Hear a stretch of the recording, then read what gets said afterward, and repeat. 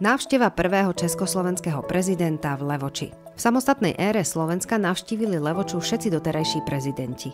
Dokonca aj v období Československej republiky do mesta zavítal jej prvý prezident Tomáš Garrigue Masaryk. Stalo sa tak vďaka vojenským manévrom, ktoré sa konali od 2. do 6. septembra 1930 v Levočskom okrese, pričom na záverečné cvičenia sa chystal prísť aj prezident Tomáš Garrigue Masaryk. Túto skutočnosť využilo vtedajšie vedenie mesta a pozvalo ho na návštevu. Prezident ju zrealizoval 5. septembra 1930. Priebeh tejto udalosti je podrobne opísaný v pamätníku žandárskej stanice v Levoči, ktorý je uložený v spiskom archíve v Levoči v archívnom fonde Žandárska stanica v Levoči. Návšteva netrvala dlho a uskutočnila sa pred radnicou, kde ho privítali zástupcovia mesta. Z pamätníka sa dozvedáme, že v jeho sprievode boli významní vládni a vojenskí predstavitelia. Levočania a aj ľudia z okolitých obcí stali v zástupoch lemujúcich cestu, po ktorej šlo jeho auto so sprievodom a nadšene mu kývali. Ďalej sa dočítame, že mestom prechádzal aj na druhý deň, 6. septembra 1930, keď sa presúval z Tatranskej Lomnice, kde bol pôvodne ubytovaný v hoteli Praha, na Sivú bradu do vojenských stanov postavených pre hlavné veliteľstvo manévrov.